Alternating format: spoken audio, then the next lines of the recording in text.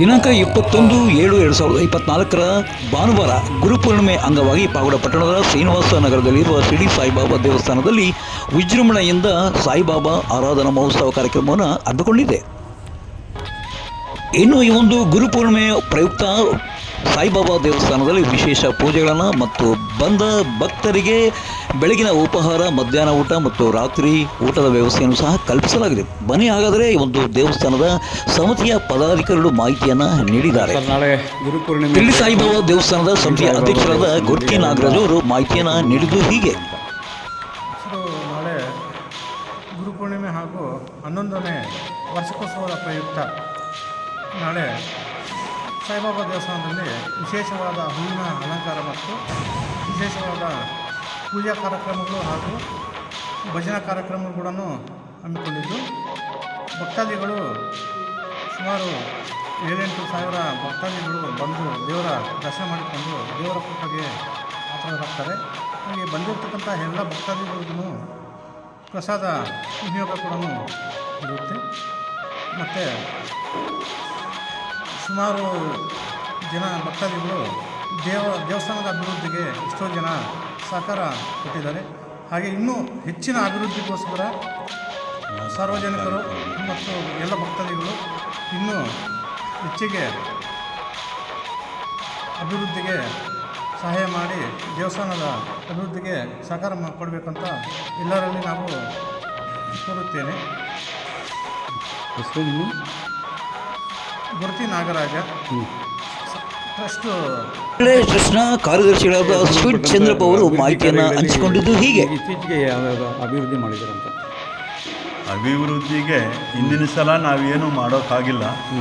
ಈ ಸಲ ನಮಗೆ ಹಿಂದಿನ ಸಲ ಹೋಗೋದಕ್ಕೆ ಈ ಪ್ರತಿಯೊಂದು ಮನೆಗಿಂತ ಜಾಸ್ತಿ ಕಮರ್ಷಿಯಲ್ಲು ಅಂಗಡಿಗಳಿಗೆ ಮಾತ್ರ ಹೋಗಿದ್ದೀವಿ. ಯಾಕಪ್ಪ ಅಂದರೆ ಮಳೆ ಬೆಳೆ ಇಲ್ಲದ ಕಾರಣ ಸ್ವಲ್ಪ ಎಲ್ಲರೂ ಕೊಡೋದಕ್ಕೆ ಹಿಂದೇಟಾಗ್ತಾಯಿದ್ರು.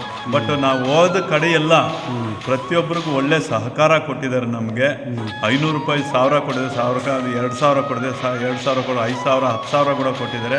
ನಮಗೆ ಇದುವರೆಗೂ 1.5 ರಿಂದ 2 ಲಕ್ಷದವರೆಗೂ ಕಲೆಕ್ಷನ್ ಆಗಿದೆ. ನಮಗೆ ಖರ್ಚು 2 ಲಕ್ಷದಿಂದ 2.5 ಲಕ್ಷ ಆಗುತ್ತೆ. ಬಟ್ ನಮ್ಗೆ ಎಷ್ಟಾಗುತ್ತೆ ಅನ್ನೋದಲ್ಲ, ನಮಗೆ ದುಡ್ಡು ಎಷ್ಟು ಆಗುತ್ತೋ ಒಂದು ವೇಳೆ ಆದರೂ ಆಗದೇ ಇದ್ದರೂ ಕೂಡ ನಮ್ಮ ಸಂಸ್ಥೆಯಲ್ಲಿ ಇರೋರೆಲ್ಲ ಇವಾಗ ಒಳ್ಳೆ ಸಹಕಾರ ಕೊಡ್ತಾರೆ. ಎಷ್ಟಾದರೂ ಆಗಲಿ ಕೈಯಿಂದ ಆಗಲಿ ಮಾಡುವಂಥ ಶಕ್ತಿ ಉಳ್ಳವರೆಲ್ಲ ಬಂದಿದ್ದಾರೆ ಈಗ. ಅದು ನಮಗೆ ಒಳ್ಳೆ ಹೆಮ್ಮೆ. ಇನ್ನೂ ಒಂದು ಏನಪ್ಪ ಅಂದರೆ, ಮೊದಲು ಕಾಂಪೌಂಡ್ ಇರಲಿಲ್ಲ, ಹೆಂಗಪ್ಪ ಮಾಡೋದು ಅಂತ ನಾವು ಯೋಚನೆ ಮಾಡ್ತಾ ಇದ್ವಿ. ದೇವ್ರ ಮೇಲೆ ಭಾರ ಆಗಿಬಿಟ್ಟು ನಾವು ಫಸ್ಟ್ ಸ್ಟಾರ್ಟ್ ಮಾಡಿದ್ವಿ. ಮೊದಲು ಇಲ್ಲಿ ಸುತ್ತಲೂ ಮನೆಗಳಿರಲಿಲ್ಲ.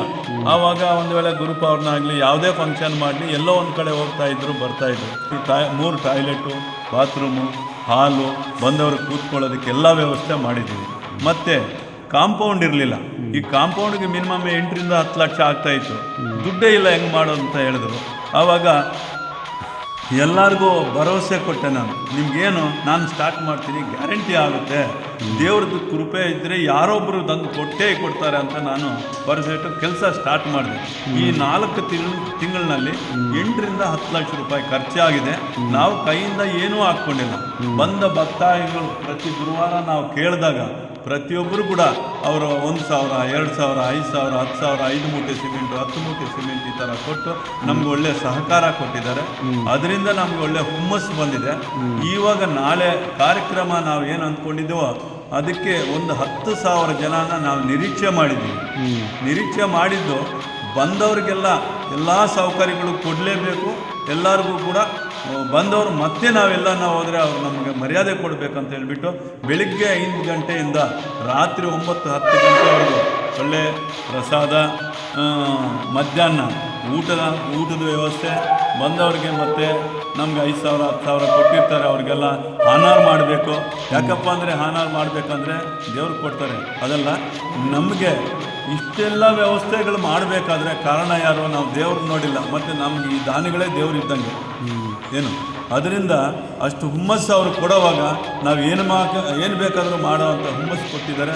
ಅದಕ್ಕೋಸ್ಕರ ನಾಳೆ ಬೆಳಿಗ್ಗೆ 5 ಗಂಟೆಗೆ ಪೂಜೆ ಸ್ಟಾರ್ಟ್ ಆಗುತ್ತೆ. 5 ಗಂಟೆಯಿಂದ ಸಾಯಂಕಾಲ 7 ಗಂಟೆವರೆಗೂ ಹಾಲಿನ ಅಭಿಷೇಕ ಇರುತ್ತೆ. ಬೆಳಿಗ್ಗೆ 5 ಗಂಟೆಯಿಂದ 9 ಗಂಟೆವರೆಗೂ ಕೂಡ ಫಸ್ಟು ಪೊಂಗಲ್ ಮಾಡಿಸಿ, ಆಮೇಲೆ ಬಾತ್ ಮಾಡಿಸ್ತೀವಿ. ಆಮೇಲೆ ಉಪ್ಮಾ ಕೇಸರಿ ಬಾತ್ ಮಾಡಿಸ್ತೀವಿ.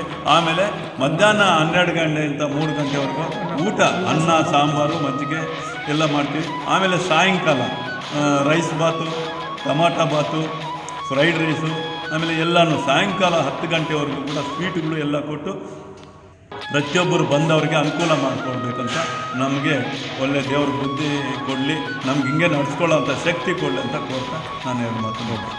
ಈಗ ಇಂದಿನ ಸಂಚಿಕೆ ಮುಕ್ತವಾಯಿತು. ನಾಳೆ ನಮ್ಮ ಸಂಚಿಕೆಯೊಂದಿಗೆ ಕ್ಯಾಮರಾ ಪರ್ಸನ್ ಅನಿಲ್ ಮಹಾದೇವ್ ಜೊತೆ ಸತ್ಯ ಲೋಕೇಶ್, ಪಾಗುಡ, ಪವರ್ ನ್ಯೂಸ್.